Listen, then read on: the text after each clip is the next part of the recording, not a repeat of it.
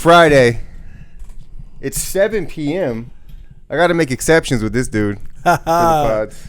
Yes, sir. This gentleman joined the pod a few times for a few episodes back in the 2024 NFL season. Had a good time. But, you know, scheduling conflicts, yada, yada. Here we are finally on YouTube where this man belongs. Back Nate at Harris. it again. Mr. Nate Harris, how you doing? I'm great, man. I am great. I'm blessed. You know, football season approaching again. It kind of is, isn't it? It's approaching. I mean, we're doing the podcast. You know, working with these elementary and middle and high school kids, trying to get them ready for the season. Man, it's about to go down. Yeah, so my goal is, you're a Cowboys fan, of course. My goal is to try to talk to a super fan of as many teams as I can leading up to the season. We did the Steelers last week with Reed Tinsley. You're the biggest Cowboys fan I know in town. Hey, there you go. Do you know a bigger Cowboys fan than you in Chico? I know a bunch of Cowboys fans in Chico, but I don't know if they bigger than me. You know? I mean, like, do you have a group of Cowboys friends that you watch football with, Chico? No. You know me. I like watching games by myself. I don't really, you know, fool with the bar scenery. I like watching the game by myself, you know. But I know a coach at Chico High. He a big Cowboys fan and stuff like that. But I haven't been to the new stadium. He been to the new stadium and stuff. So I got to step my game up. Did you ever go to the old stadium? Yeah, back in the days. Yeah, we even played a All-Star game out there back in the days when I played. Yeah. You went all the way to Texas? Yep. From Georgia? Yep. What was that? It was a Georgia and Texas a game. Oh, so was it like an exhibition kind of? Yeah. Okay. Yeah. So, you know, it was fun back in them days. You know, I'm old now, so it ain't. Yeah. Because there's once you hit once you win state, it's like you're not playing the champions of other states after that. No. That'd be kind of crazy if they did. But I don't know, like now, like these days, they play against everybody, man. They, you know, they letting kids travel to like different states and stuff, playing against other teams. Like it wasn't like that when I was going to school. We didn't get the benefits of that type of stuff. I mean, college is the new pros, so high school is basically the new college. Right. So are high school players getting paid yet? Man, yeah, not out.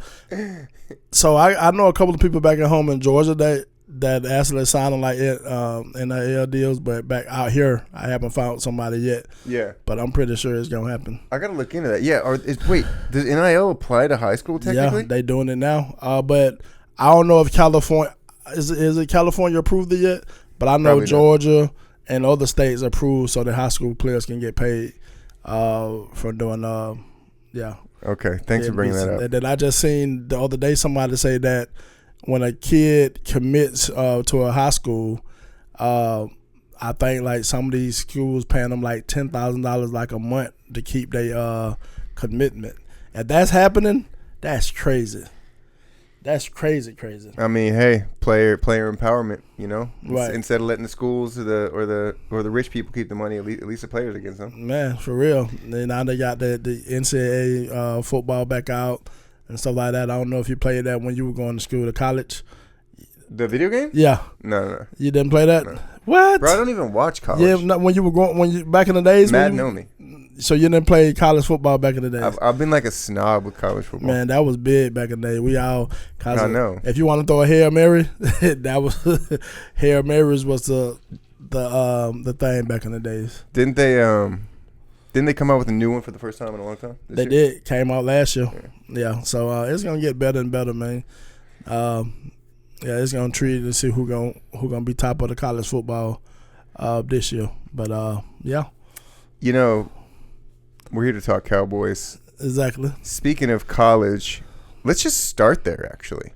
The Cowboys had 9 picks in the draft this year. We did. We got a couple of steals, too. I feel like that guard from who replacing our offensive guard who retired, Martin, I feel like he coming in right away to going to be a starter. So Zach Martin was the biggest retirement from the team this year. Yep. Hall of Famer. Yep. They didn't lose any other. Did they lose any other names that you even remember that are big enough to think of right now? No. Okay. No. And then that second round pick that we got from Boston College, they say his measurables match up with Marcus Parsons and his draft. And that's gonna be a scary if he pans out for what they say, because he had 16.5 sacks last year. Oh yeah, they got him kind of late. So they had the 12th pick overall. So they got, his name is Aziruaku. Yeah, he's an edge rusher from Boston College. Yeah. So they got him with the 12th pick in the second round, which is what, the 44th, 45th overall. Right, somewhere around there. And I do remember him kind of falling. But they say he was the steal of the draft. I'm saying, like, he was. So they say he would predict. They say he would predict to go in the first round. Yeah. So he fell in the draft though to the second round, and so that's big, man. If he and you remember we picked up Flowers, who played for us year before last, and he played for Washington. I think he had like 10.5 sacks for Washington last year. So we picked him up too.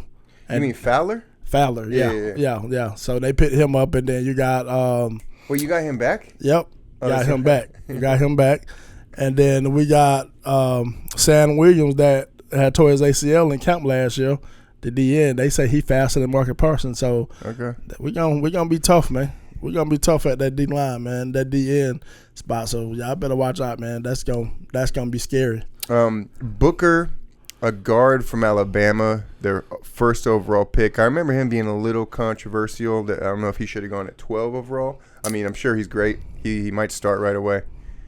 I just feel like he's hungry. Like from what I've been hearing about him, they say that he's a great leader right out the back. He leads the room, and that's what you need when you coming in as an offensive line. You need a leader, somebody that's gonna give you some push. Cause everybody trying to match up with the Eagles. Everybody feel like the Eagles got the best defensive line, other than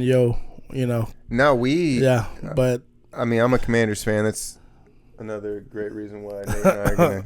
Right. We're starting off this pod really cool and calm, but it's gonna get heated here. Definitely.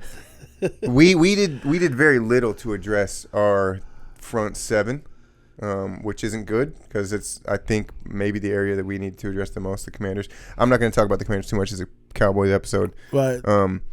But it's looking like your front seven is going to be better than ours. Our front seven is going to be deadly if we can stay healthy. That's the biggest key.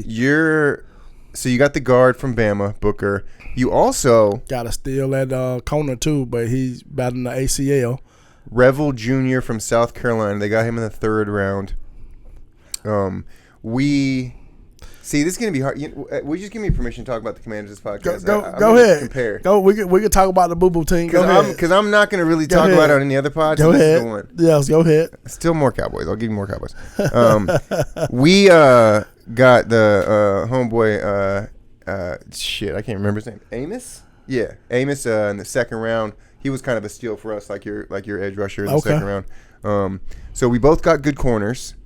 You got the guard from Bama in the first round. We got a tackle from Oregon in the first round. We both got good linemen. Right. So similar picks. And then what I noticed here, by the way, we got a linebacker from UCLA. You got a defensive tackle from UCLA. There's a lot of crossover here.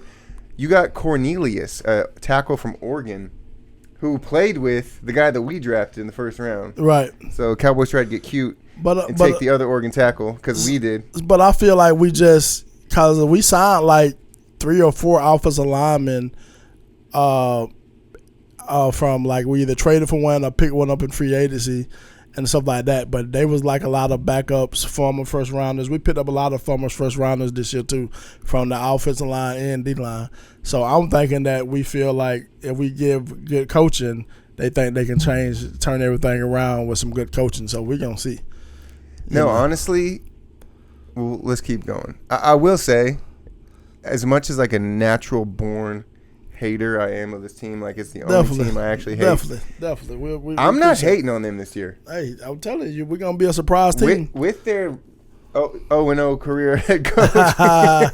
Hey, I'm feeling the head coach this year too, man. I feel like he's just bringing like the swagger back to the Cowboys, man.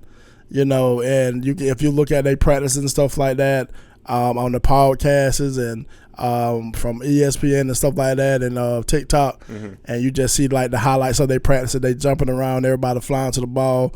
The coach is like a player coach. You know what I'm saying? He letting them vibe to some good music and stuff at practice. And for me, being a coach myself and being a former player, if you comfortable with your coach, you're going to run through a wall with him. You know what I'm saying? If your coach, you know what I'm saying, got some good vibe and he, you know, if you believe in him, you're going to run through the wall for him. And I feel like our team going to be different this year because of the coach. Well, let's talk about that. Go ahead. Let's talk about coaching because we both coach. Right. We both have coached. And I think we've talked about different coaching styles and stuff at different levels, and that's always such a interesting conversation to have. You talked about like the players that feel comfortable with their head coach, right? The ones that let them kind of do their thing, play their music. That's still a certain type of coach, right? And that can go both ways. I'm not saying that's all Schottenheimer is. I'm sure he brings all sorts of other things to it too. I think Dan Quinn is similar in that like they love their players, right? They're not just like Bill Belichick where they're like my way or the highway, get out. Right. Just like sourpuss old people that you don't enjoy being around. And that's crazy. He at North Carolina right now too. Yeah, that's. But yeah, I mean, you have to, in terms of like running through a wall for a coach. That's like there's such a special element to that. Like that's like the players have to not just like you, they have to like respect you so much. And like so usually you do have to be like a bit of a veteran. You have to like, you know, Quinn went to a Super Bowl with the Falcons. He was your defensive coordinator, right? And had some success there. But anyways, like he was just kind of he's in the league, and Schottenheimer's been in the league as an offensive coordinator. Don't get me wrong, right? But like, I do wonder, especially with some of the personalities that we'll talk about. I mean, Cowboys for some reason always seem to have these like big personalities on their team. It's always somebody new every year. I think that's going to be like honestly, like the X factor for the whole season. Like, is he going to carry enough respect, you know, being a little younger, being new, when things get a little hard? Like, is Pickens going to crash out and, like, stop talking to him? They're going to start fighting, you know? Because, like, that stuff doesn't happen with Dan Quinn. No matter what. Like, everybody is, like you're saying, is so bought in with that team. They should not win 12 games. They have that little extra going for them, getting lucky on Hail Marys or whatever. But, like, will Schottenheimer have that? I don't know. That's the one thing I'd worry about the most. So for me, I feel like this what the off season is for. You build that culture with your team. I feel like because he got veterans that in the quarterback area and the defensive line area, and he got some veterans in the secondary and kind of like on the offensive line too. I think our best offensive lineman. I think this is gonna be his third or fourth year. Smith on the left guard. Pro Bowl. He gonna be another big time lineman that we talk about for a while when it comes towards lineman. I ain't talking about the rookie. I'm talking about the left guard that we got on the other side that also can play tackle.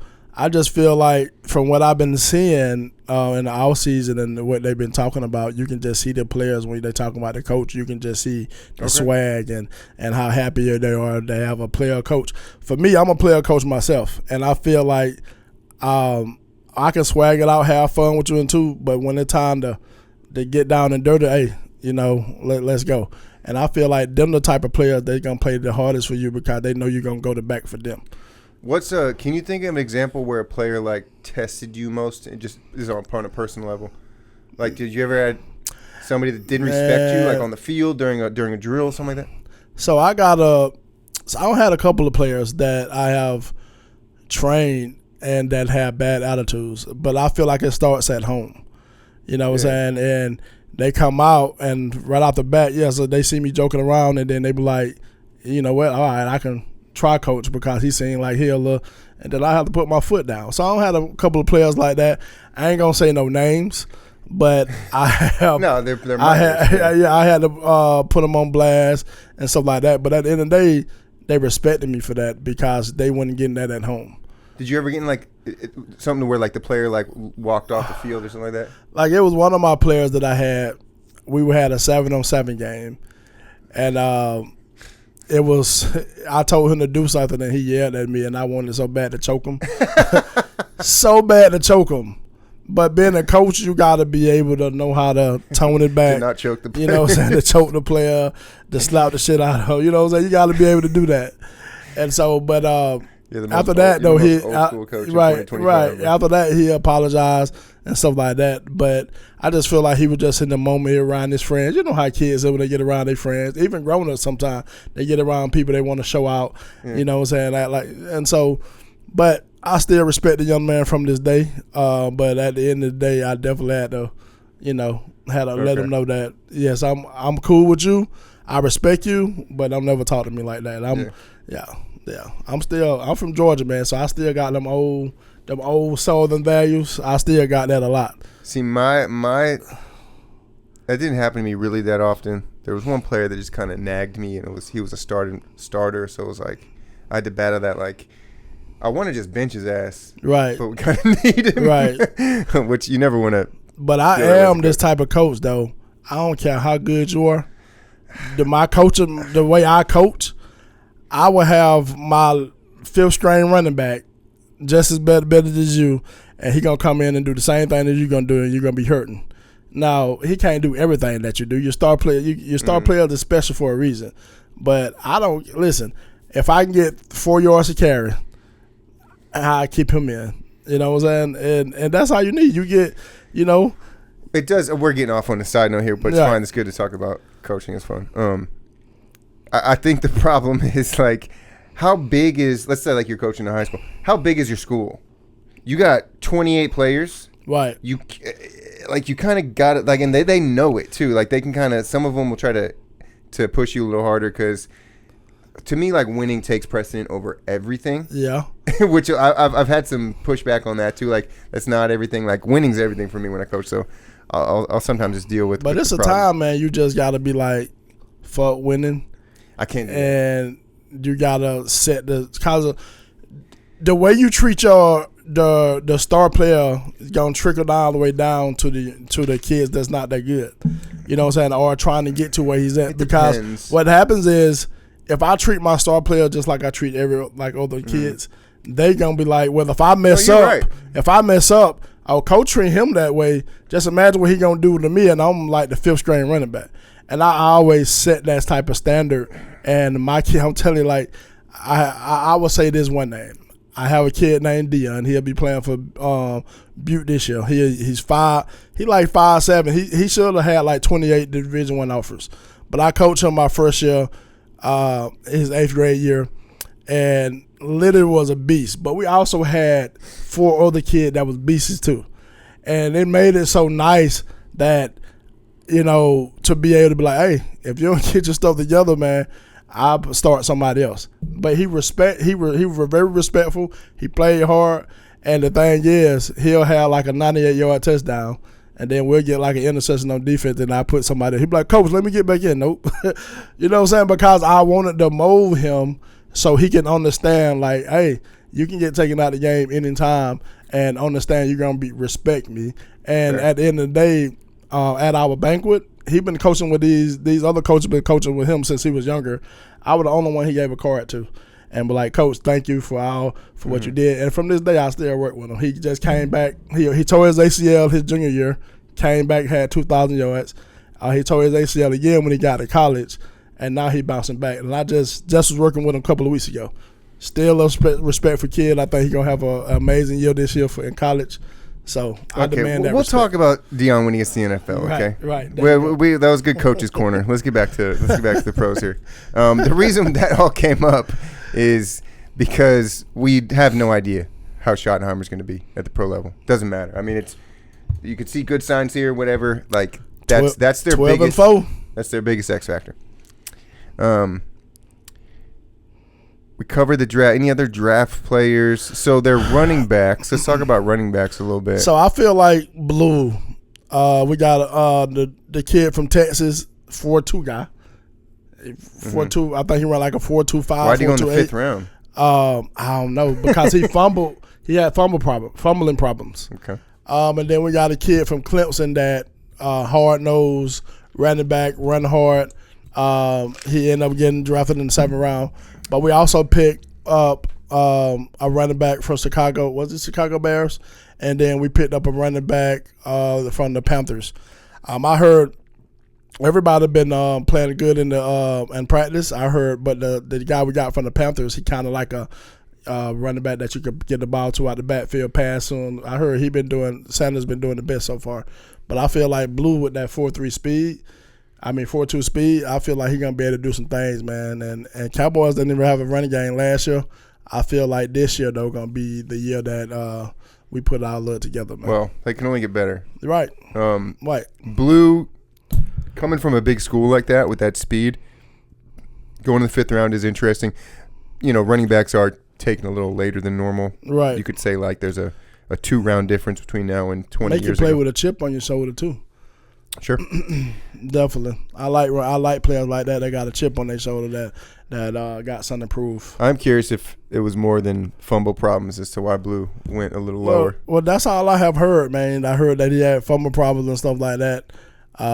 So we'll see, man. Hopefully he don't bring that same thing, because fumbles is big and football, period, man. And so that can change the whole game around. So we definitely need that. Maffa is the name of the running back from Clemson that went in the 7th. Right. And I think we named every other pick. We got a couple of defensive tackles, too. Defensive tackle for UCLA. Mentioned him. Tola is his name. We got a defensive tackle for, I think, Maryland. Mm-hmm.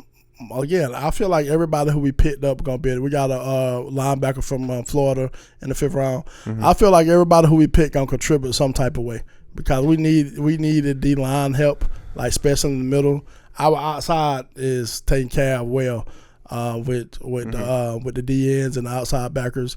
And then we picked in the offseason, we also picked up a linebacker from Tennessee, and we picked up a linebacker from the Chicago Bears. And then we still got the Samoan outside backer that we picked up last year from Notre Dame. And then Overshown, he won't be back probably until like the middle of the season, because you remember he tore his ACL. No, I don't remember that. I don't think about the Cowboys. Yeah, he tore his ACL. So Overshown, I don't know who that is. So Overshown is going to be an amazing linebacker, man. When he was playing last year, he did some tremendous things for us. So I feel like, man, if we can get our pieces that are coming back like Diggs from the ACL, and we get the kid that we picked up in the 3rd round from I forgot what school he went to. South Carolina. No, it wasn't South Carolina. The cornerback? It was a different school. No, it was the cornerback. Yeah, South Carolina. It was a different school. No. It was Rebel Jr., cornerback, South Carolina. I just wrote down the go look it up. I just wrote it down. It's a different school. I'm telling you, man. It wasn't South Carolina. It was a smaller school. We'll look it up. After then they must have got him after the draft. Yeah. So, but he 3rd round pick. He tore his ACL too, so he gone. Rebel Jr. tore his ACL? Yeah, he tore his ACL last year in college, and so he coming back from ACL too. So, he's like, I think they say he like 6'1", 6'2" corner, but he built like a linebacker. So, you ain't seen him like a linebacker. Yeah, like he got long arms. Like he's just big, man. Maybe he's built like a safety. Man, listen, linebacker. But no, they said if he wouldn't have got hurt, he would predict to go in the 1st round too. So that's why I say we got a couple of steals of the draft. Hey, I'm just saying, but you already know players that get hurt and stuff. They usually fall in the draft, man. So it takes somebody bold to take that chance. Well, they have 9 draft picks. Not all of them are making the final roster. Some of those dudes are going to be on the practice squad. That's for sure. I feel like I don't know, that running back from Clemson he probably won't make it. Yeah. Because we got them other line, because I think running backs, they only keep probably like 3 running backs. They have 6 on their roster right now. Yeah, so they probably keep like 3 or 4, because one of them going to be a special teamer. You know that for a fact. Then you also got that little midget running back that played for Northwestern like a couple of years back. I forgot his name. But, yeah, we got him. So, I don't know, man. From what I can see, man, I think we're gonna make some noise, man, and you're going to be crying and stuff every Sunday. Man, y'all won again. Yep. Yeah. It's funny. After all the shit you talked last year, we still went 12-5, made the NFC Championship game, and you're still you'd think you'd learn. Listen. This is what makes sports fun. You talk shit, you win or lose. You know what I'm saying? You talk shit, and then you pray for Pray for a good season. Now that we're good, I'm not a shit talker. Okay, I'm respectful. So I don't need to talk. So do you feel like y'all gonna have another 12-5 season? We're gonna win the Super Bowl. I mean, we're only gonna be better. So just like I said last year, if y'all ever catch our podcast for last year, I told them crack kills. Yeah, definitely that shit kills. You said that last year while I said we were going to win 12 games. Okay. I was right, though. That's my point. So you do know in our division, nobody haven't won the division back-to-back in a long time. But, like, the crack kills thing's funny unless I'm right, which I was. Not. So you feel like – so everybody predict the Eagles going to win it again, which I don't think they will. Yeah. I feel like because of the moves that we made, and y'all made some good moves too. I feel like your quarterback gonna have a little slump, little second year slump. Opposite. That doesn't make any sense that he would have a slump. But did you see Dak Prescott how like slender he got? He's in the weight room. He got slimmer. Matter of fact, they've been. Let's talk about Pickens in a minute. Yeah, I'm the one that's hosting the podcast. You're taking over here. I'm just saying. I like that you're talking. Yeah, but yeah. So I'm kind of excited right now. So I'm gonna let him do his thing. No, I mean I really want to hear your positive Dak takes. Dak is like, he probably has the biggest spectrum of like what could happen. He could throw for like 5,000 yards and 45 touchdowns, or he could break his shin bone in the second week. He's the highest paid player in the NFL. He's coming off another season of injuries. I mean, he's got to be hungry. I'll give you that. You know, he's had a frustrating season. He's played 9 years. I was doing the quarterback tiers in the last pod, and there was 5 tiers of like how many years have you played? Right. The 9+ years is the 5th tier. So he's in that tier now. So for me, I feel because people forget 2 years ago Dak Prescott supposed to won the MVP, but they gave it to Lamar Jackson. Yeah, no, I didn't forget that. I feel like his numbers were way better. He should have won it. They hated on us. Way better. Man, the only thing Lamar Jackson had better than him was rushing yards. That was it. Lamar just does get MVPs. Yeah, it seemed like it. But he's like Kendrick with Grammy. But I feel like this is the best receiving core that we have had since Dak Prescott been the quarterback for the Cowboys. Like he had like with Dez Bryant and stuff like that, but his second, he ain't never have a good second receiver just like we got now. Okay, let me kind of push back on that a little bit, because I think they've had very good number 2 receivers over Dak's career. Who? I mean, you would know. Yeah, exactly. Because it haven't been none. Because you had Dez Brown, Gallup, and then you had who? Gallup. No. He would have been a number 3 on any other team. You know what I'm saying? They did go from Dez to CD. There wasn't much gap in between those two, right? Right, Dez to CD, and then you had like Terry Glenn and stuff like that. He was okay. Terry Glenn. You know what I'm saying? So it wasn't like I say. We didn't really have like no. We had Amon Cooper, but he was he was like he never did that much. But he was all right. But when I don't know. I feel like it was time for CeeDee Lamb to shine. You know, because I think he was. I think he was there when CeeDee Lamb was on the team for his rookie year or something like that. So for a little bit. But I feel like this is gonna be the best receiving core that Cowboys don't have in a while. So I mean, their top 2. If we're just talking top 2 receivers, I mean, we've seen the thing with Pickens is like we've seen him make like some of the most athletic plays in the entire league, right? Right. But that's different than production. But you got to think about who his quarterback's been, like Randolph. He didn't really have a quarterback at Dak Prescott standards. You know what I'm saying? Even though a lot of people give Prescott hell, but he's been a good quarterback for a while. He just ain't won the big games. Malik Neighbors had who playing the Giants? He's like 10 catches a game. Like that doesn't necessarily matter. But I'm saying like he haven't had like I feel like Dak Prescott gonna put him in a position to make a lot more plays that he did for the Pittsburgh Steelers. Because you can't double team CeeDee Lamb. You know what I'm saying? If you double team CeeDee Lamb, he gonna eat you up. And then when you got our other receivers and stuff that coming in that we picked up and stuff from South Carolina, and we got our other second receiver from coming back from last year that had a breakout season. So I don't know, man. I think we're gonna be straight, man. I feel like if we can pull off 2 years ago numbers, when Dak Prescott had MVP numbers, and if our defense, what I think they're gonna be, because what pass rush that you can think of that's gonna be better than Cowboys outside linebackers that we have from the outside. You know what I'm saying? Well, okay. So on that note, because I don't know many defensive players to be honest around the league. I mean, maybe once I see them I will. But I looked up some of the not just the 2024 rankings, but some kind of like predictions through 2025. Right. With I think Pro Football Network. PFN had them 2025 as a 25th ranked defense, predicting it. Yeah, but okay? they very low. Yeah. I'm just saying. Last year, this isn't a prediction. This was just total defense, which is just total yards. Right. 28th in the league. Yeah, that ain't gonna happen this year. Sure. It's not. I can guarantee our defense is gonna be top 10 this year. I can guarantee.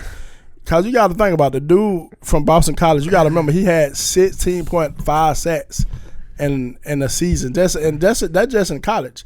And I guarantee he didn't have nobody on the opposite side of him like a Micah Parsons. So I feel like he's also in the NFL now. Yeah, college stats are nice. But you got to remember, if you got Parsons on the one side, you can't double team. You can try to double team him, but if you got this other guy that they comparing to Parsons and he able to perform, like, you can't do that. He's gonna be good. You know what I'm saying? You gonna have to either chip or you gonna have to do some stuff. Man, I'm excited for the season. He might have a nice little year. He might get a nice little 6 sacks this year or something like that. Hey, that's all we need, because we got the other two guys too. You know, Fowlers, and we got Sam Williams coming back from his ACL. So I'm telling you, man, these boys coming back hungry. Look, save the predictions. Okay, look, it's just like I said, you're predicting they're just going to win the Super Bowl every sentence here. I ain't saying that we're gonna win the Super Bowl, but we're not gonna be what we was last year. We're gonna be a good team, true. We're gonna be a team to recognize this year. I guarantee it. Here's what I will say about the kind of the NFC East teams being better. Even maybe the Eagles. They did lose some significant players on D, but they always have great drafts. These division games, like, y'all beat us last year anyway. Like, so it's not like that is kind of the nice thing about, like, let's say you are with a backup quarterback. Yeah, no, it was an insane game. Right.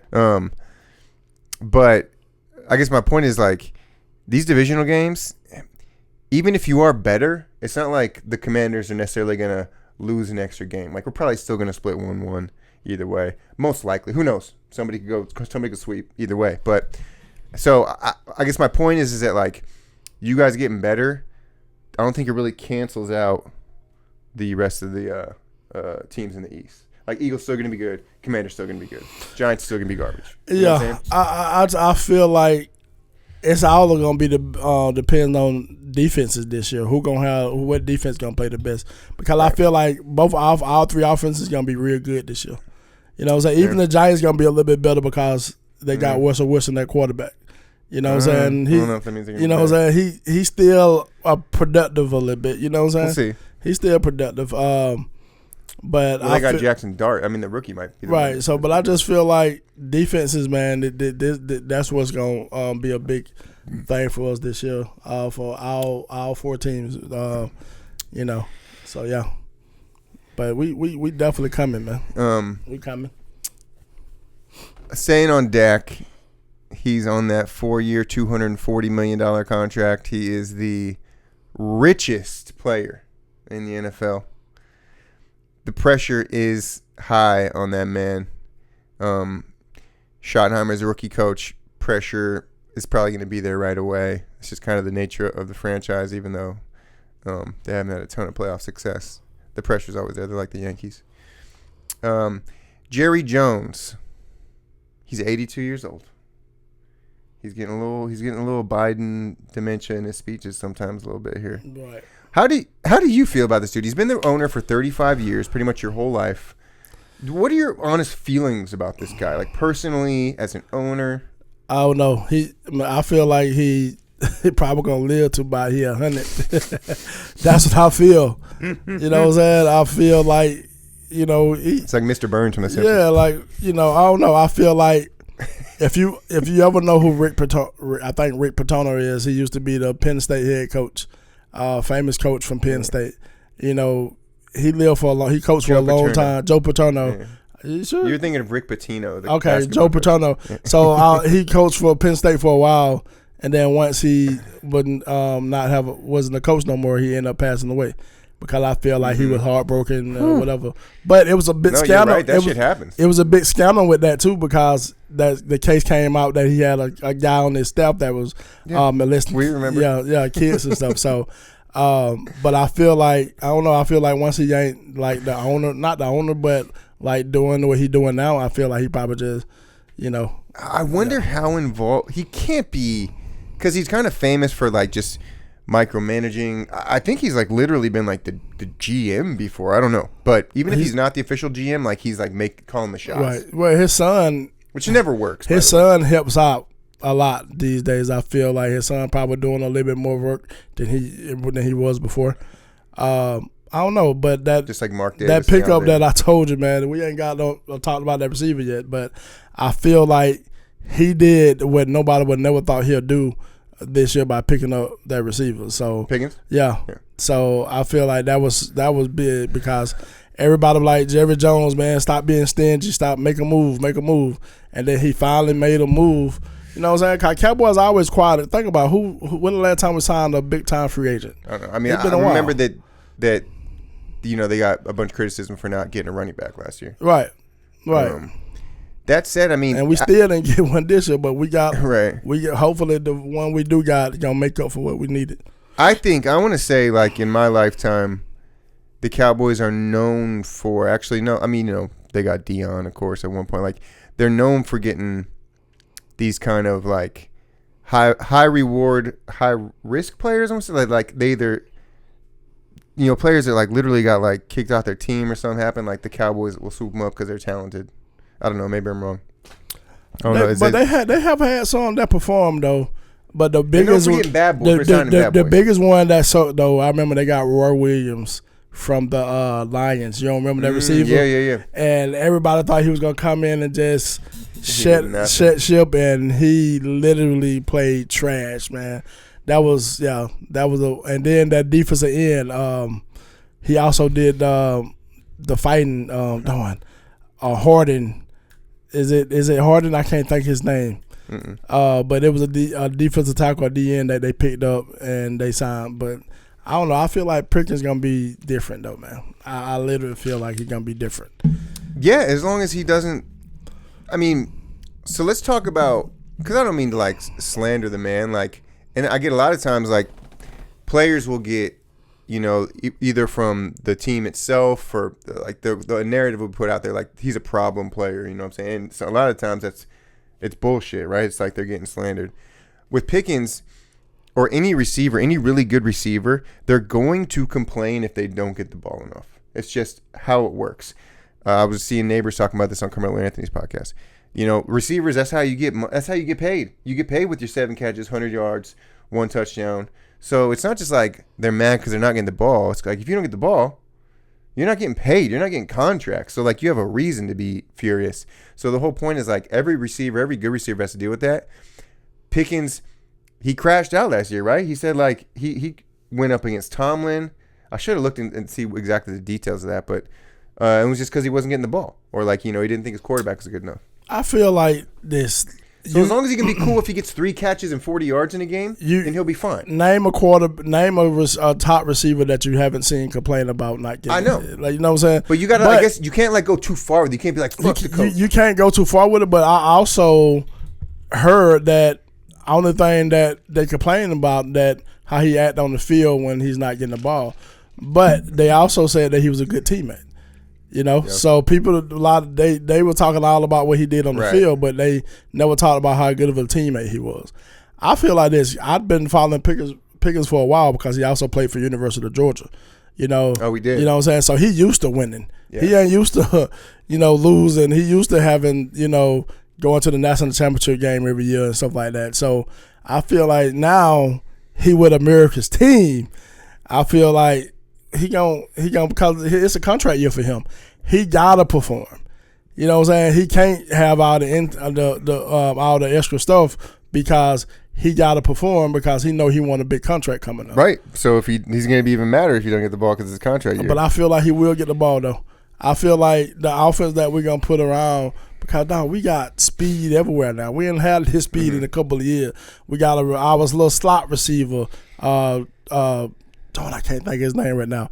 But he also our kickoff returner. He another 4-2 guy. You know what I'm saying? Yeah, the guy did that little spin move on the side kicker. Yeah. So we gonna put up numbers, man. Y'all just better watch out for them Cowboys. That's all I got to say. Dak can throw 50 times in a game. He's done that plenty. The Cowboys they don't have some big Derrick Henry, Saquon type back that they're feeding back there. So that does bode well for Pickens. Like, they're going to be throwing a lot. I do think you're right. They're going to give him the ball. I mean, that's their secret to success is how many can they get Pickens, 8 targets a game at least, right? Probably. I think probably like around about 5 or 6. Okay. Around about 5 because he already Prescott already done told both of them it's gonna be time that you have a big game and it's gonna be time that you're gonna be the decoy. You know what I'm saying? And for me, I feel like as long as they're working as a team, I just feel like it's gonna be put up number because I feel like Pickens might put up better numbers than CD because they that'd be crazy if that happened. Listen, but they they got to double team one of them. You can't leave Pickens one-on-one on the outside because he can catch the ball in any radius, down, high, low. You don't have to double team one of them. You can single team both of them. Who gonna do that? You can't. Commanders. You gonna get ate up. We'll see. Hey, we gonna eat them. I'm not worried about them. We gonna eat them. Eat them for dinner. CD never has big games against us. I don't know that for a fact, but I'm just gonna say that. We gotta look up numbers. Since you just say, but I feel like our ring ain't gonna be nice though because I feel like we're gonna be fresh. You know what I'm saying? We're gonna be 3 running back deep at that position. I feel like we're gonna be fresh, and I feel like our linemen gonna move some people, man. Yeah, but you feel this way no matter. That's my thing with your predictions. You are going to say this no matter what, bro. Because, listen, I've been watching all the podcasts. I've been watching all the, the things that they've been talking about the Cowboys. Like, I literally watch Cowboy podcasts every single night before I go to bed and seeing what they've been talking about. Doing the OTAs and all that. And I heard we're going to be looking good. Were you not saying these same things last year, or did you not feel as good last year? Hey, so this is what I got to tell you. If you're a person that's not pumping your team up, then you ain't a fan. But you got to have it in reality. No. You gotta, reality? No. Because at the end of the day, and the reality is you want your team to win. That's no matter what, you gotta. Hey, no. Because at the end of the day, you want your team to win. That's just like every single year when you're getting ready for the season and stuff like that, you predict that, hey, we got some players, we made the moves that we needed to make. We got some pieces. And then sometimes it don't work as you thought it was going to work because somebody get hurt. People get complacent because sometimes people will be good one year and they be like, all right, I ain't got to put a lot of work this offseason. That's Micah Parsons this year. No, because if you haven't seen, he been working with the DN from the Browns. What is Garrett? Sure. Yeah, so Mike is one of the best defensive players in the league. And he gonna continue on being the best. You know what I'm saying? Especially they need to go ahead and give him this contract so he won't miss no days. And he's not holding out though, is he? He ain't holding out, but they need to go ahead and give him contract, man. Is his last year? This is this it. But you already know if they don't get him the contract, then at least he's not holding out like Terry McLaurin is. They're gonna tag him. So, but I don't know, man. All I gotta say is watch when we do this podcast again during the season, and you're gonna be seeing him looking like a little sad little puppy. I don't know what's wrong with my Commandos. I can't believe that my team went 12-5 last year. You can't. Yours went. No, I didn't finish. Yours went like 7-10. and you're still, and every prediction you made was wrong last year. Every prediction I made was right, and you still give me no credit whatsoever. Unbelievable. Hey, listen, man. Every dog has his day. Let's get grounded into reality. Every dog have his day, and that's all your team had. They had a couple of days. You had a new coach, brought in some new stuff. You know what I'm saying? Nobody predict that Daniel was going to do what he did this first year. Me. You know what I'm saying? But again, we're going to see. Again, he got hurt a lot at LSU.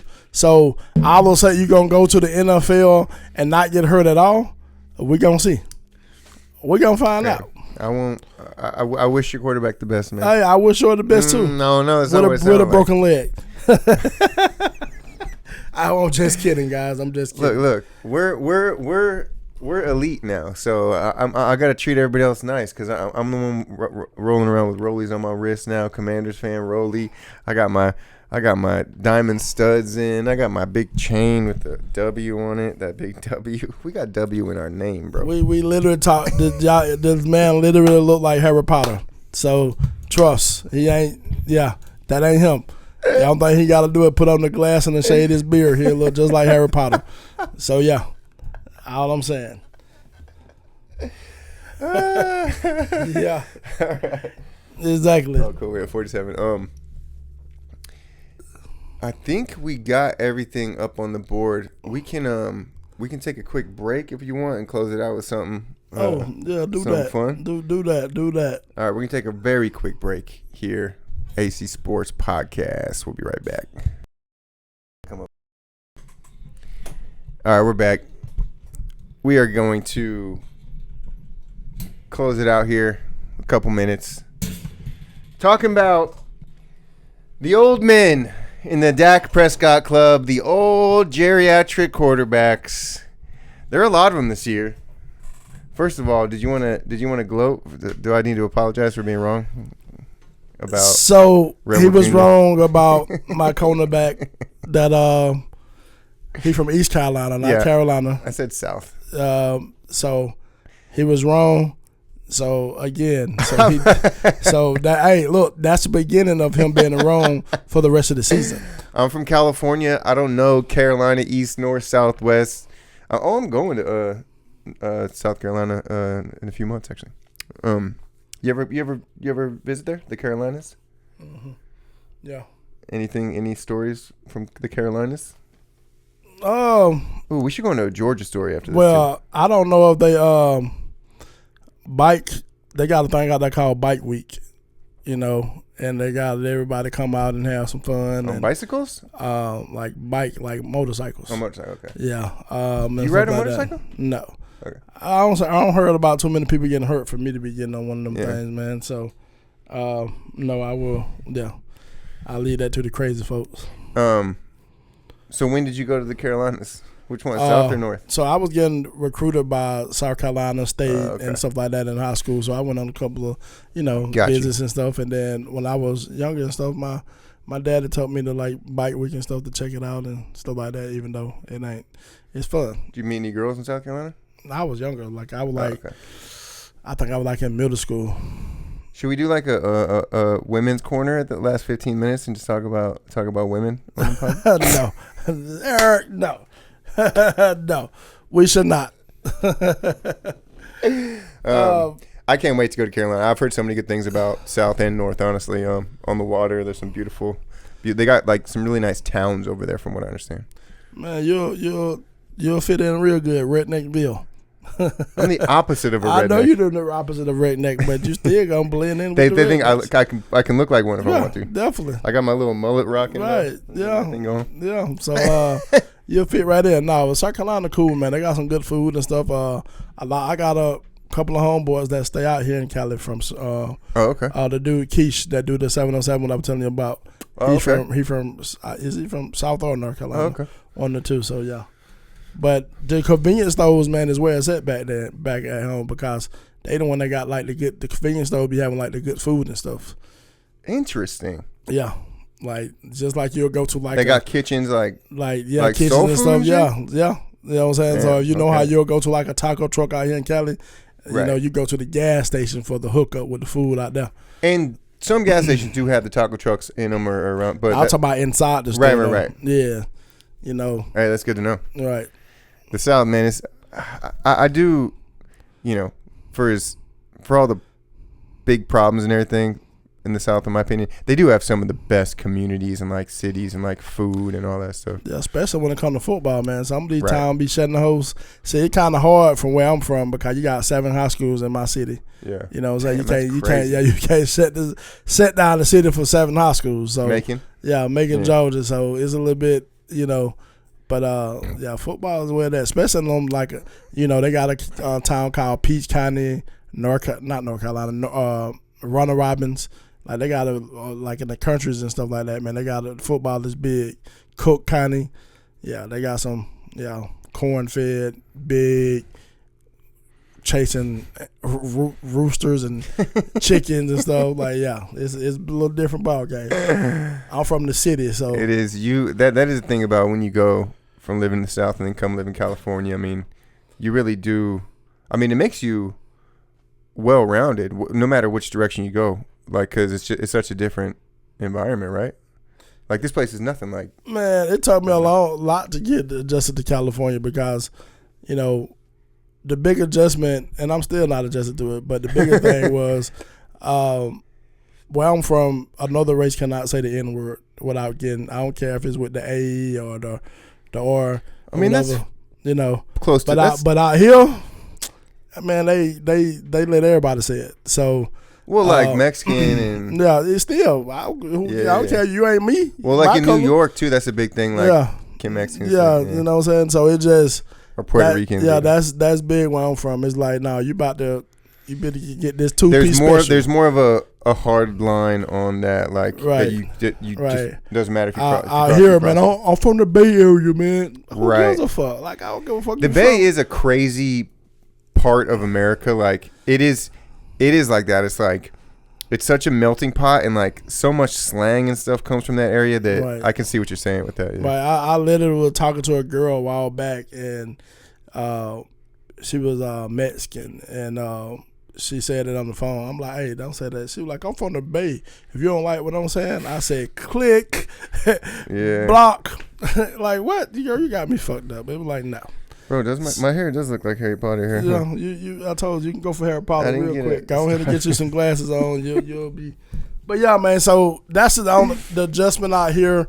Yeah. That's what made me be so to myself a lot, because I know for a fact I can't be fighting every single day. Interesting. You know what I'm saying? Because of you people really feel like that the out. people are that wild? Yeah, like I feel like when you're around a group of people, you know, so like I got a homeboy.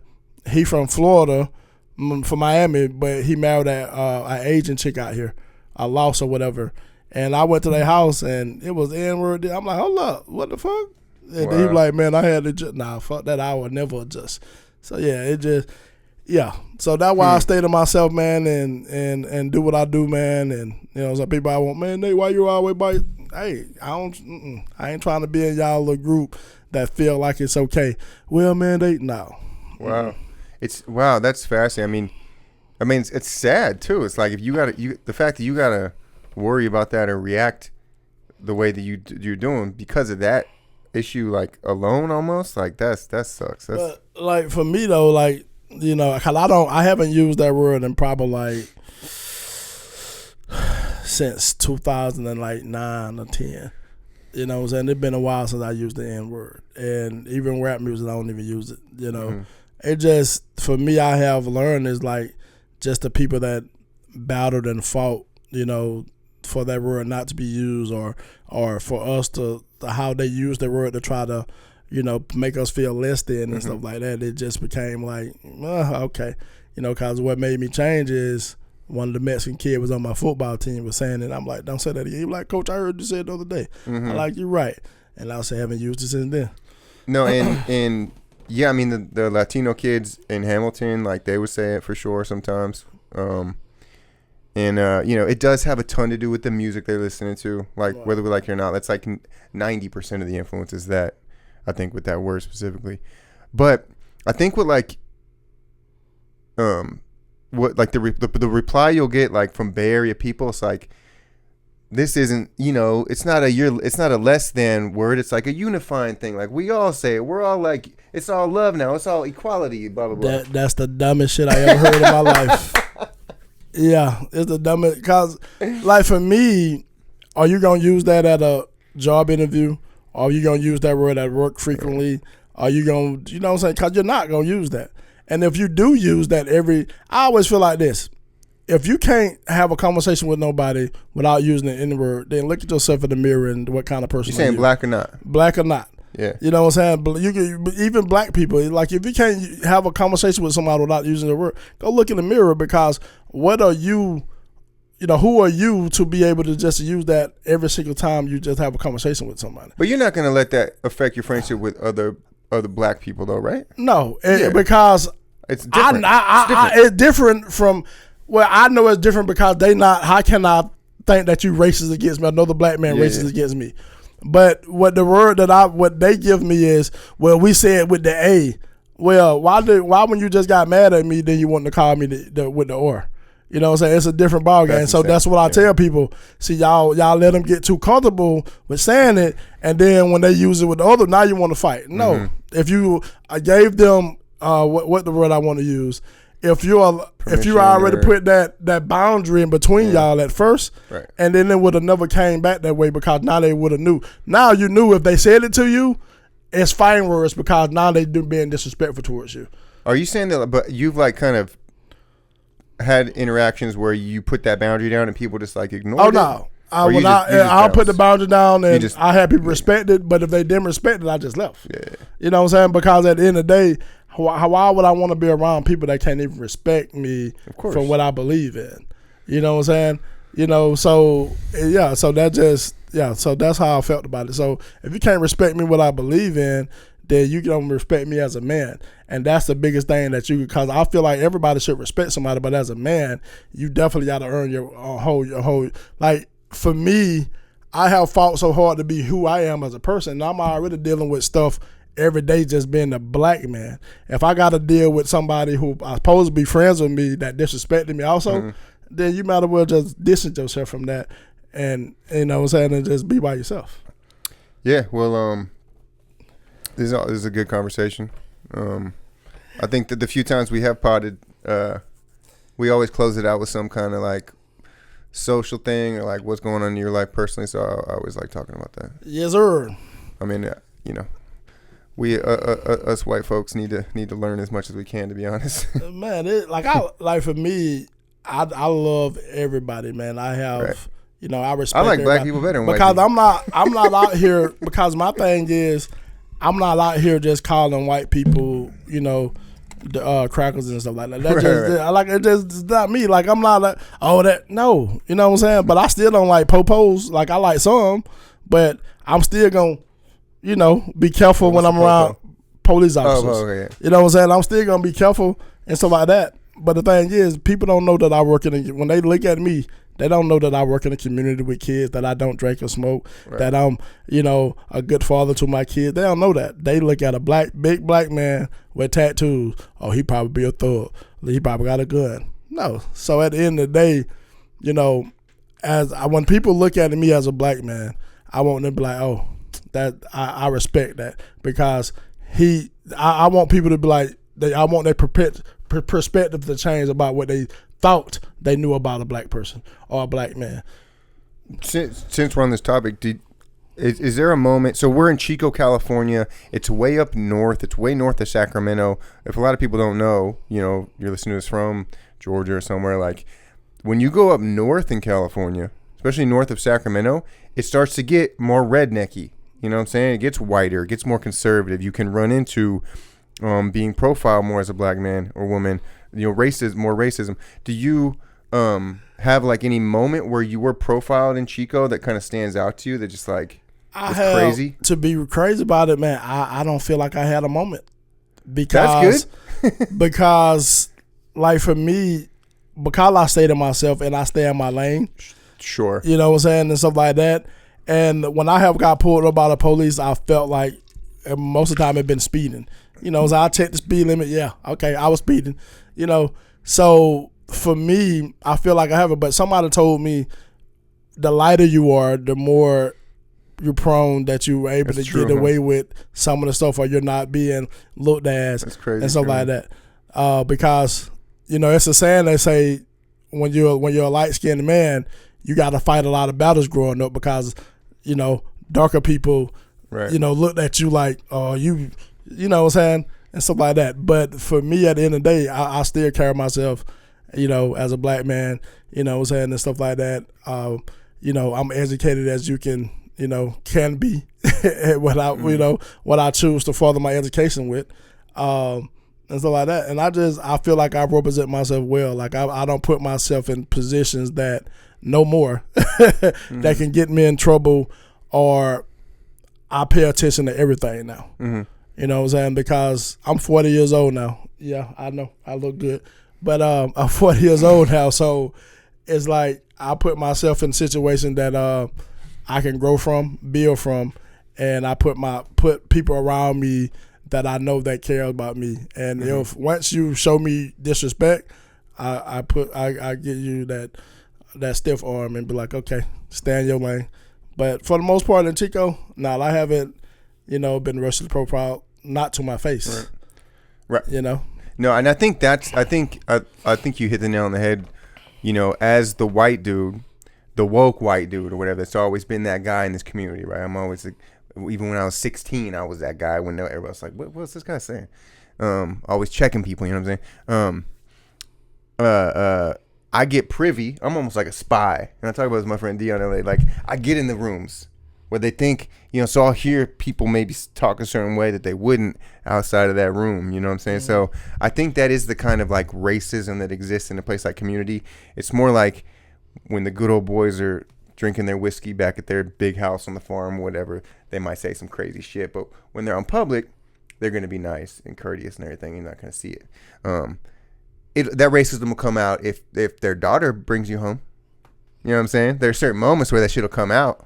But it's like, I don't know. My point is, I guess, like, the silver, as long as people can be nice and respectful in public to one another, like, genuinely, what? Even if it is, I guess, kind of fake, like, that's at least some kind of win. I don't know. I always tell people this: I don't care about what you do at your home. You can call me everything but a child of God when you're at home.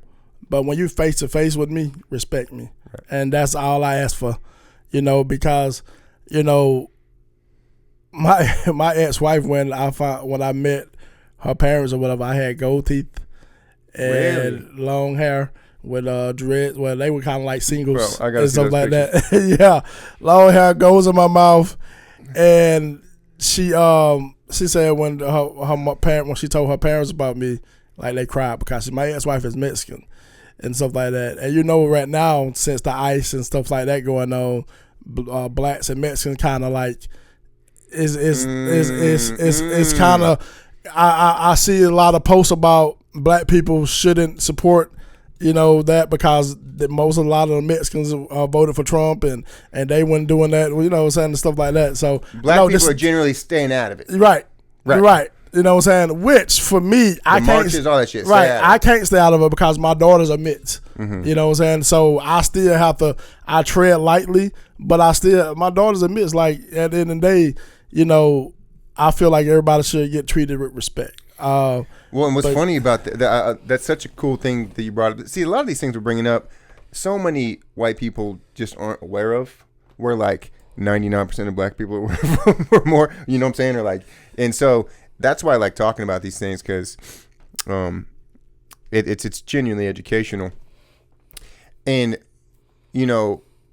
all the aspects of white privilege, which a lot of white people hate that phrase, but one of the aspects is, and they're stupid because they don't understand it, one of the aspects of white privilege is that I can now, if I want to be the woke white dude, I can put my ass on the line. I could say whatever I want. I could be out there because, like, there's less risk for me. So ironically, I could use that to my advantage and being like, kind of, confront people more in a sense where like you just said, like I've read and heard so often in the black community in this modern time that they're like, we don't have that privilege, man. We got to stay back. I'm keeping my nose out of this shit, minding my business. Like, cause I know if I go out there in the street, I'm going to be one of the first people that a cop's going to come up to. See, but that's the difference between them kind of black people and how I was raised.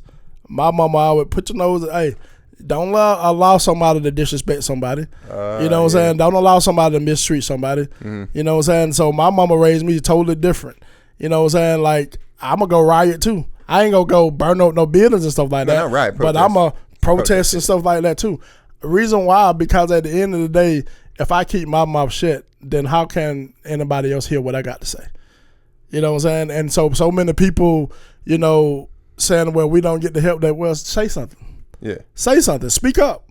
You know what I'm saying? Because closed mouth don't get fed. Because the more you be quiet and the more you don't put it out there, then people don't understand. Now, like for instance, I got, like for you, if I seen the police officer treating you bad, I'm going to say something. I'm not going to sit there and be like, no, just be quiet because now you're going to get, no. Fuck that. That's my friend. That's, you know what I'm saying? I'm cool with him. I know I'm not going to allow that to happen. But you got some people that'll sit there and be like, hey, that ain't me, y'all. They just going to record. That ain't what you, yeah, recording probably help in the court, but you going to sit there and just let this man beat me to death because if you're a white man. Who said? Oh, sorry. Because if you're a white man and you see police beating the shit out of me with some sticks, jumping, come to protect me, shit. Like, don't just sit there. Because at the end of the day, the least they can do, once they see you, they're going to tell you to back up. And then you will hope at that time, once you came and helped, they're going to put me in custody, put me in a car, and take me whatever. But you probably just saved my life from getting choked to death or whatever and stuff like that. You know? Well, you see what Charleston White said, he's like, the motherfucker that's recording me when I fight, he's worse than the guy that I'm fighting. Like, that whole culture of stop and record instead of, at the very least, just like mind your business, walk away or help. Like, but the people that stop and record shit. But sometimes recording helps. Yeah. Sometimes. No, yeah. Sometimes, not all the time, but sometimes it helps. Most of the time. When you see, because when you seeing something going wrong and the police officer or somebody say, well, I didn't do it, now you got video saying this is what's going on. But Charleston White was talking about, like, if you fight somebody else in the hood or whatever, not a police officer. Right, okay, you fight somebody in the hood. Like, see, if you're recording that shit, he said, that's my enemy now. Well, if you get your ass whooped, it's your enemy. You know what I'm saying? Because now you blasted all online, you don't got your ass whooped. You know what I'm saying? And so like that. You know? But yeah, man. But like I say, when it comes towards like this racist stuff, man, I just feel like people should just respect everybody. Try to understand each and every person, and if you see something wrong, speak up. And you know, at the end of the day, like with this ICE stuff and whatever going on, I hate the shit because I'm seeing little babies crying and you know, it's all that type of stuff. And when I see like a black person post like, man, don't say shit. What about what they, you know, did to you, or what about they ain't speak up for you? Like it cringe because at the end of the day, you still a colored person. Like you still of color. You know what I'm saying? A lot of these Mets don't even know. They got part black in them. My ex-wife, mama is from I can't even talk right now, Acapulco. And she did a DNA test. She got 46% of Congo in her. Well, you know what I'm saying? You might as well say you black. You know what I'm saying? You got that much in you. 46%. Yeah, you know what I'm saying? That's a lot. And so she also had like a bunch of other different stuff in her too. But at the end of the day, you know, that's where the black slave ship got dropped at in that part of Mexico. Right. A lot of people don't know that type of stuff, you know, but, so just treat people right, man, respect people and, you know, and try to live the best life you can live what God allows you to have. Because it may just be because, like, we don't get a ton of chances to have these conversations. So when we sit down and talk, we usually do, which is great. Even on a sports podcast, is there something about sports that like makes you think about society or racism or black and white? Because it's like it is a melting pot, right? Like when you're out there playing, it's one of the most like diverse things in the country. Are sports in a way, right? Like, and because you're unified, you're on the same team, you're your brothers, you're fighting for each other no matter what. I feel like sports brings so many people that wouldn't have came together, you know, so much because, you know. Me coaching out here, I get a chance to work with the PV kids and the Chico kids. And most of the time we know the PV kids got mom and dad at the household, the Chico kids don't. You know what I'm saying? And stuff like that. And it could be opposite. But I have a kid right now that I train. He got a white father and a black mama. Amazing family. Respect his daddy so much. Respect his mother. But he did not know any black culture. Well, you got a white dad, black mom. That's different. He didn't understand no black culture, and his parents gave him permission. I gave him some homework to learn about some HBCUs and learn about and stuff like that. And amazing kid. She got. I work with the oldest son that go to PV, and the youngest son that go to. He's a young kid. He'll be playing for 14 years, but so different. We are so different from each other. But then I also got kids that. From the Chico area that don't have, both and stuff like that. And at the end of the day, you can see the difference and the way they raise and stuff like that. But at the end of the day, the common ground is they got football that come together, you know, and that's big, man. And to see them coming together as one and working together and work hard and so like that. And so for me, I always tell the kids, you see that family or you see this, like that's what you're trying to have for your life. You want to have mom and dad in the household that you're able to show your kids, right. You want to show your kids like the best. This is like no matter how life is, but this is the best way that you want your life to be. You want to have your family, and family is everything. Okay. Great serious conversation. We want to have some laughs here on the pod too. Here's one thing. Okay, I got an idea. We're gonna play a little game. Okay, it's called The Greatest Geezer. Okay, I'm gonna list. You know what a geezer is? No. It's an old man. I don't heard it, but it's an old man. Old geezer. Okay. Yeah, it's an old word kind of. Yeah. I feel like they said that in Maryland in the 80s or something. So the greatest geezer. Okay, I'm gonna list on the last pod. Let me circle around here. I made some quarterback tiers about how long they played. The 9+ seasons was the last and final tier, and like we said earlier, Dak Prescott is now in that old man geezer tier, not the God tier, the geezer tier. So I'm gonna list some head to heads, right, with the 9+s. Okay. And you tell me which one you'd rather have this season, okay? We'll start off light. We'll go Russell Wilson or Geno Smith. Geno Smith. Why? Geno Smith. Why? Because he played the best the last couple of years. He changed his whole career around in the last 2 to 3 years. So yeah, I'd rather have him because, I feel like Russell Wilson is kind of like he on the toe end down, and Geno still. He's not still going up. He's played Geno's 12 seasons. People don't realize that he's played 12 seasons. But he wasn't playing a lot. But what his last 3 seasons looked like though. Great. That's the difference. Compare him to Russell Wilson season, big difference. So Geno is on this weird incline. He's like getting better and better, and we have seen that with some dudes like. I don't know. Obviously, I mean, there's the big examples like where they're good in the later years. For the Vikings, who played for the Vikings. Donald. He's young though. He's like 7th season. I know, but at the end of the day, he still this first years he was horrible, and then he went to the Vikings and changed. Sure, but that's 6 years, not 13. That's all I'm saying. All those quarterbacks we just mentioned are all either on the Seahawks at one point or on the Seahawks now, coincidentally. So we had Wilson Geno took over for Wilson. And then now Darnold took over or is taking over for Geno. So the Giants with Wilson or the Raiders with Geno. The Raiders have the Broncos, Chiefs, and Chargers in the AFC West. Brutal division. Which team do you think is going to be better this year, the Raiders or the Giants? I think the Raiders going to have a good season. Decent season.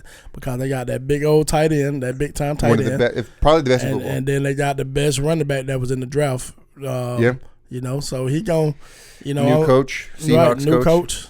So, Pete Carroll he gonna coach hard. He gonna have them ready. Well, that means that if the Raiders are good, they're going to have to beat the Chiefs and the Chargers and the Broncos. But the Raiders always give a Chiefs a run for their money though. So so I feel like they catching the who else in that division?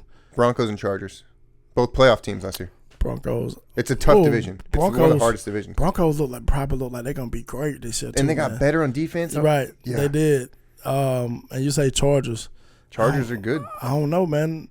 It just depends on the defenses, man. Again, there's another thing about the defense because I feel like the Raiders, you can't stack the box for that receiver. I mean, because they running back, stop the running back, and you got that tight end that killing everybody. You know, the Giants and Raiders are kind of similar-ish, both in really good divisions. Both could be good. I do agree that the Raiders are going to be better. I'm looking forward to watching the Raiders more than the Giants this year. All right. Geno Smith still in it. New guy. Geno Smith or Joe Flacco with the Browns? I say Geno Smith again. Okay. Because I feel like he going to have a better – I don't know if he going to have a better team. We can kind of move this. You know what I'm saying? Yeah, but I you can just give a one-word answer. Yes. Geno Smith. And then I'll add to it. Okay, side question. Will Shador start for the Browns? So Flacco's an opening day starter. Will Shador start for the Browns at some point in the season? And if so, when? I don't think he will. You don't? He should. Yeah. But I don't think he will because they picked up that other quarterback in the third round. And it's hard to see a sixth-round quarterback that they're going to let him play before the third-round quarterback. Now, it makes sense because they're going to sell more tickets with Shador at quarterback. And he's doing way better in camp, it looks like. Right. And it looks like he shouldn't have been a sixth-rounder like we all thought. Right. But I don't know. That's going to be up in the air decision from the up top. My prediction is that Shador comes in and starts by week 6 and does well and plays the rest of the season. That's my prediction. Okay. I like to disagree. Okay, so we still got Geno. Flacco, that was kind of course you're not going to put Flacco over Geno. Geno Smith or Matthew Stafford. Come on, man. You know Matthew Stafford, the slinger, man. You know, you got to go with him. 16 seasons for Stafford. But you got to go with him. He's still balling. The Rams are still supposed to be like a good contender. And don't he got Adams this year? Got Adams. They didn't lose to the Eagles by much in the playoffs last year. A lot of people forget that. They lost like on the last drive in Philly with some bad weather. So the Rams are interesting. Stafford is looking like a Brady Rodgers type in terms of longevity because he's still playing so well late in the season. He got that gun, man. You can't that arm. Stafford. Okay, so Matthew Stafford. These are two quarterbacks that have some history together. Matthew Stafford or Jared Goff? Goff is at 9 seasons like Dak. Oh, you got to give it to Matthew Stafford again because Goff got a new offensive coordinator this year. Coach. Well, and coordinator. Coordinator. Coordinator, not coach. Right, they lost their coordinator. Right. You know what I'm saying? So who knows if it's going to be the same type of – because that coordinator last year, he was on money except in the playoffs. But so it just depends on – because Matthew Stafford got the same offensive coordinator and he got a new weapon on the outside. So I'm going with Stafford again. Okay. People are sleeping on the Lions. They went 14-2 because we whooped them up in the playoffs. It's going to be fun to see what happens. Derek Carr retired. Just honorable mention, Derek Carr. Salute. I always thought he was better than what people thought. Okay, so we got Stafford here. Goff is out. Matthew Stafford.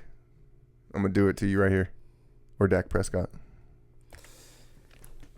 Dak Prescott. All right, and you probably think I'm biased, but I feel like it's an interesting question. I feel like the Cowboys gonna have better offensive weapons than what the Rams gonna have. With the addition of the Pickens, I feel like that's changed the Cowboy offense. But if you can, try to forget their roster, but you can't just be like, who's bet? Like, who would you rather have? Would you rather have Stafford on the Cowboys or Dak? I'd rather have playoff Stafford. But that's like the question, right? It's like, would you rather have him plugged in on your team? Not like what he has on his team.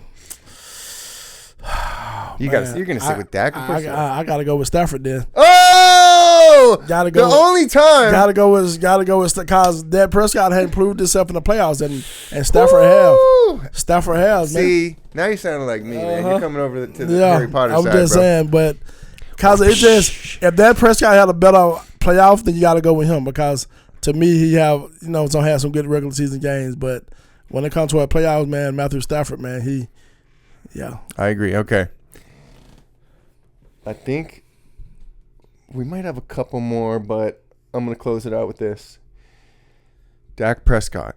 Or you can replace Dak Prescott with the greatest quarterback of all time. Chico's very own Mr. Aaron Rodgers. Who you taking? Dak Prescott. Man, I'm out. All day, every day. Hey, listen, guys. So let me just say this real quick. All right, we gotta go. So keep it quick. Hey, so last year he was saying Aaron Rodgers was gonna have this amazing season, and y'all see he probably played poop like poop and poop.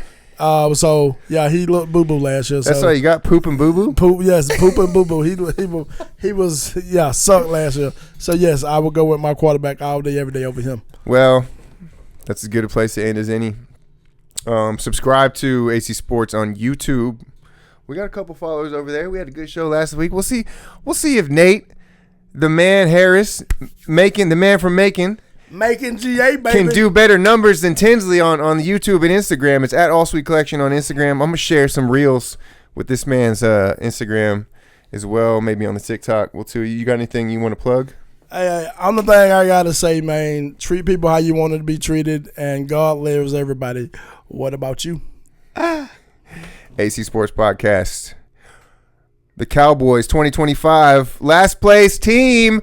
We out.